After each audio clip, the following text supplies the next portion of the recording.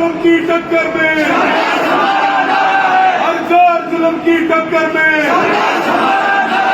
जय जवान, जय जवान। अध्यक्ष जी और यहाँ उपस्थित हमारे पिता तुल्य बुजुर्गों, किसान बिरादरी के सरदारों, नौजवान साथियों, मेरी माताएं बहनें और सभी मीडिया के बंधुओं, आज 11 दिसंबर को ये ज्ञापन के कार्यक्रम पूरे देश में है, क्योंकि संयुक्त किसान मोर्चा की कॉल है। पिछले दिनों आपको ध्यान है, संयुक्त किसान मोर्चा के नेता युद्धवीर जी को एयरपोर्ट पे रोक लिया था। वो कोलंबिया जा रहे थे किसानों एक सम्मेलन में भाग लेने के लिए। पता है कि नहीं? ये सारों को हाथ उठा के बताओ। बार बार हमारे नेताओं को एयरपोर्ट पे रोका जाता है, उनको दूसरे देश में जाने से रोका जाता है। ये हमारे लोकतांत्रिक अधिकारों का हनन है।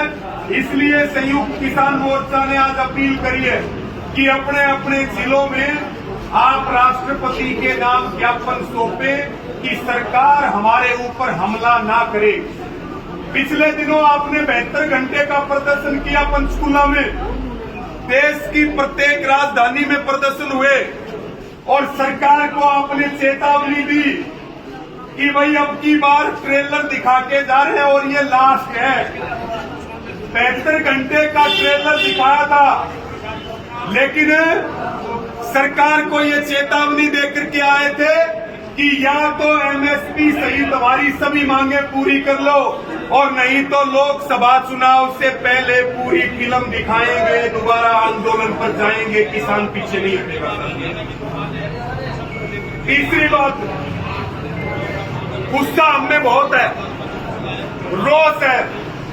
जेपी दलाल ने अभी जो बोला, अभी गिगड़ाऊ में महापंचायत हुई, आप में से कौन कौन गया था? एक बार हाथ उठा करके बताओ, हाथ उठा करके बताओ। वहां लोहारू गिगड़ाऊ कौन कौन गया था और वहां पे क्या फैसला लिया था जेपी दलाल के खिलाफ?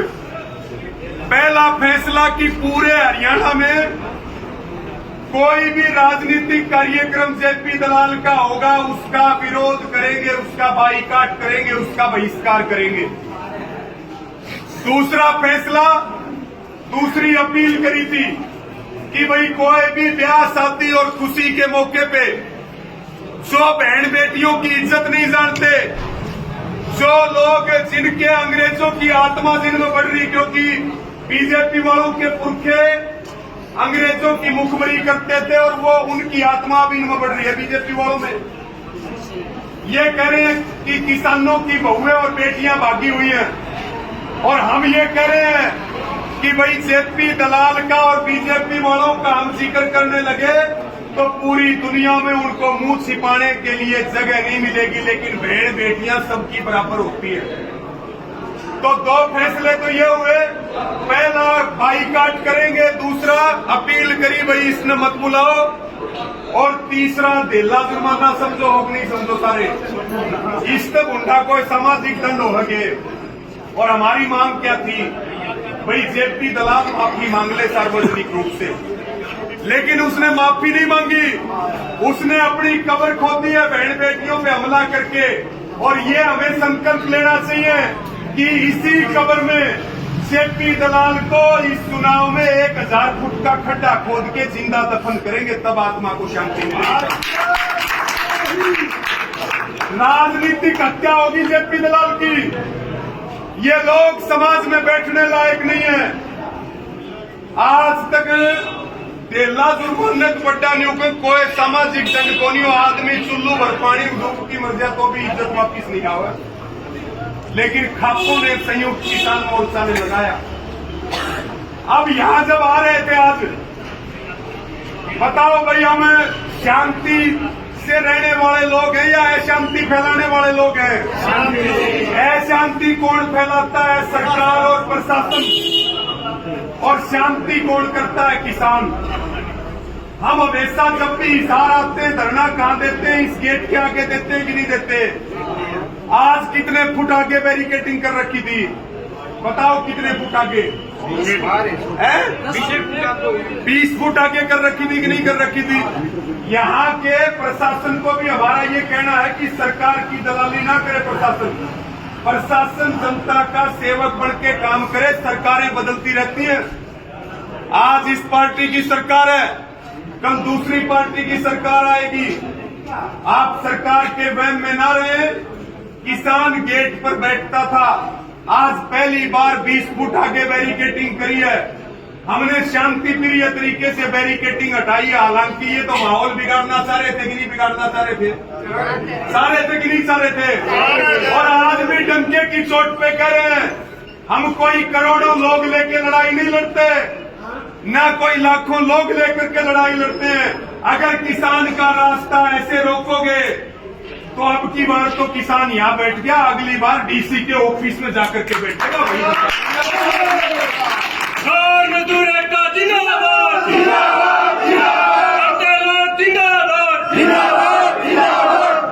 हम धूप में बैठ के परेशान हो लिए।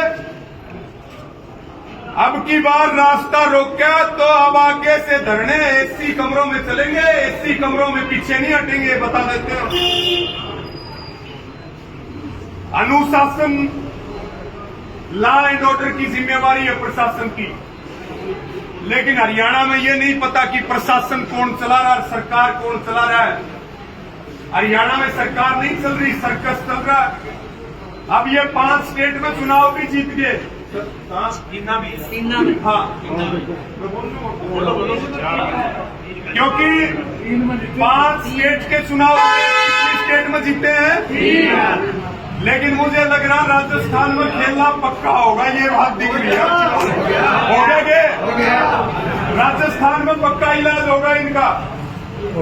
इसके साथ में एक बात और बताओ मुझे, हर आदमी इनके खिलाफ झंडा खा के खड़ा है। हर रैलियों में इनकी कुर्सियां खाली रहती हैं और उसके बाद भी चुनाव यही जीतते हैं। ये कौन सा फार्मूला भाई चुनाव जीतने का? हर आदमी नाटक है, बीजेपी को वोट नहीं देंगे, बीजेपी को वोट नहीं देंगे। हमें ऐसा लग रहा है कि बीजेपी को हराना है तो ईवीएम की छाती पे चढ़ाई करनी पड़ेगी। ये पक्की बात है, नहीं ये हारेंगे नहीं। जिस हिसाब से ये जीत रहे फिर तो ये 100 साल हारने वाले नहीं है। मेरी किसानों को भी अपील है, किसान वोट बैंक बनना चाहिए इस देश में। ये कृषि प्रधान देश है, किसान मजदूरों का वोट बैंक बनना चाहिए। और जिस बीजेपी ने हमारे ही वोट लेकर के हमारी कबर खोदी है, हमारे आने वाले बच्चों के भविष्य के लिए, जमीन के लिए, नस्ल और फसल के लिए, जमीन के लिए, एक बार इसको उखाड़ के फेंकना पड़ेगा, माटी में मिलाना पड़ेगा, नहीं तो ये नाश कर देंगे हमारा। अभी बहुत सारे काम होंगे, जमीनों पे नजर है, विपक्ष को भी दबाया जा रहा है, मुकदमे लिखे जाएंगे, जेलों में नेताओं को बंद किया जाएगा। आपको पता है उद्योगपतियों का कितना कर्जा माफ कर दिया इस सरकार ने? 25 लाख करोड़ नहीं, कितने लाख करोड़? 25 लाख करोड़। 25 लाख करोड़ रुपए माफ कर दिए। किसान के 25 पैसे भी माफ किए क्या? और यही कहते थे कि बहनों और भाइयों, पहली बार में पहला ही काम किसानों की कर्ज मुक्ति का करूंगा। तो आपने ध्यान देना अपने आंदोलन पे, अपने ट्रैक्टर को तैयार रखो। जब भी आवाज आएगी, अब की बार चढ़ाई सीधी दिल्ली की छाती पर होगी, उसके पीछे नहीं हटेंगे। हमारा टैंक तैयार है, किसान का टैंक तैयार है। अभी हमारे नेता डेपुटेशन बात करने के लिए गया, ज्ञापन देने के लिए गया। ये 72 गांव का मुद्दा है। कितने दिन आंदोलन चला है यहाँ पे भाई साहब? 4 महीने 4 महीने यहाँ धरना चला दिन रात। उसके बाद भी रिलायंस कंपनी ने 72 गांव का क्लेम नहीं दिया। ये बहुत बड़ा मुद्दा है और ये हमारा संकल्प है। 72 गांव को जब तक क्लेम नहीं मिलेगा तब तक हम पीछे नहीं हटेंगे। एक एक नया पैसा किसानों को दिलवाएंगे।